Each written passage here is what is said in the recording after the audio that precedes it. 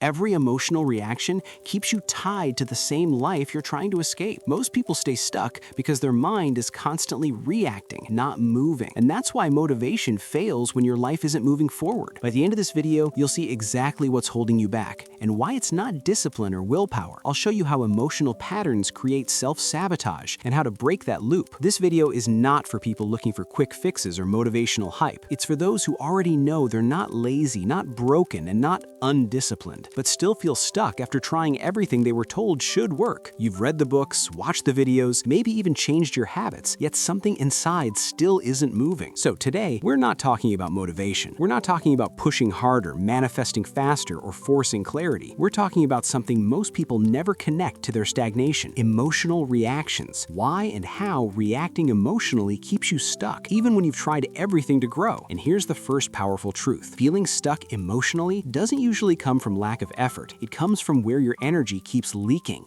Every single day, your brain has to deal with small emotional hits, little moments you barely notice. Your stored energy bubble gets punctured by tiny emotional threats whenever things don't go as planned or don't meet the expectations your brain had. For example, you walk into the office in a good mood and your boss is already irritated. You were promised a promotion and it didn't happen. Your child didn't get into the school you paid a high price to prepare them for. Money feels wasted. Expectations break. Your mood shifts. Life begins to seem unfair and it's heartbreaking. None of these moments destroy you on their own, but each one creates a small, almost unnoticeable emotional leak. You might look calm on the outside, but inside, your nervous system is reacting to dozens of micro threats every single day. And when those leaks add up, your energy drains faster than a YouTube ad you didn't ask for but still have to sit through. By the end of the day, your emotional battery is just empty. And the weird part is, you don't even know where it all went. You just wake up the next morning feeling tired, unmotivated, and heavy for no clear reason. Meanwhile, here's what's actually happening in the brain. Every emotional reaction, even a tiny one, activates your brain's threat system. Your brain registers something is wrong, pay attention. Resources get pulled into protection and vigilance, not into movement, not into choice. Over time, this creates anxiety and exhaustion, not from one big event, but from hundreds of small reactions your brain never gets to close. And the wild part? All of this happens quietly, automatically, without you even noticing it. So what's a powerful way to change this? It's called name it, then reframe it. Here's the thing. You may have your own plans, expectations, and to-do lists, but at the same time, there's an entire universe running on its own schedule. Things will go off script every single day, no matter how prepared you are. So no, the solution isn't to stop living, stop planning, or stop caring. The shift is acceptance. Accepting that not everything will go according to your plan, and learning to separate what's actually in your control from what never was. When you do that, something changes. You stop wasting energy on what you can't control, and you come back to one simple rule: do what you can with what you have today. Accept and respect the rest.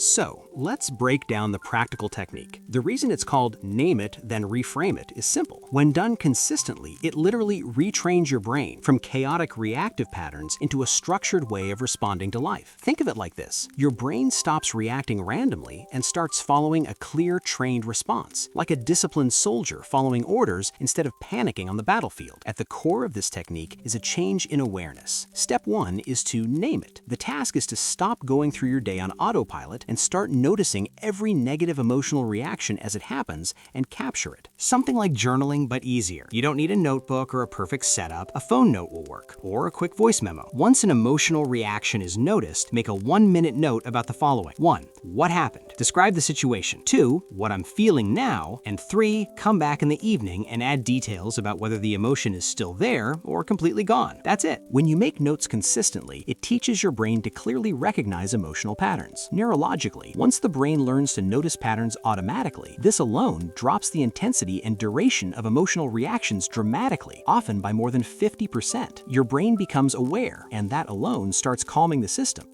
Step 2 is to reframe it. Once you notice your brain has accepted a new pattern and it starts catching emotional reactions before they fully hit, that's when you add the reframe. Answer the 4th question in your notes. What is this situation trying to teach me? Or what higher purpose is it serving? What are maybe the positive reasons why it's happening in my life? This step is crucial. It teaches your brain to stop labeling uncomfortable moments as mini failures and to start looking for meaning instead. Not fake positivity, not denial, calm acceptance and perspective.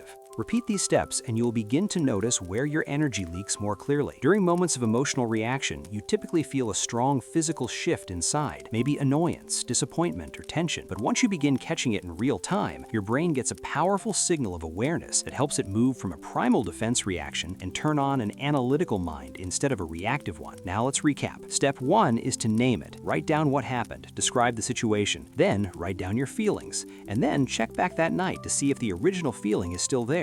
After a week or two, once you notice your brain got the message and starts analyzing instead of jumping the gun automatically, add step 2, reframe it. Here, you gotta think of God's plan or the universe's plan, or simply answer, what is this situation trying to teach me? Or what is its higher purpose? Remember, the secret of this technique is a change in awareness and, as a result, taking control of your body's emotional reactions by teaching the brain a clear blueprint to follow, to use logic instead of wasting your nervous system's resources. Do this for a couple of weeks, then come back and tell me about your biggest wins or obstacles. I'd love to hear your stories. Thanks for watching. If this helped, even a bit, you know the drill. One quick tap from you, a big win for us, and a friendly nudge to the algorithm. Really appreciate you being here, and if you're ready to get unstuck, stay with us, because a lot more is coming.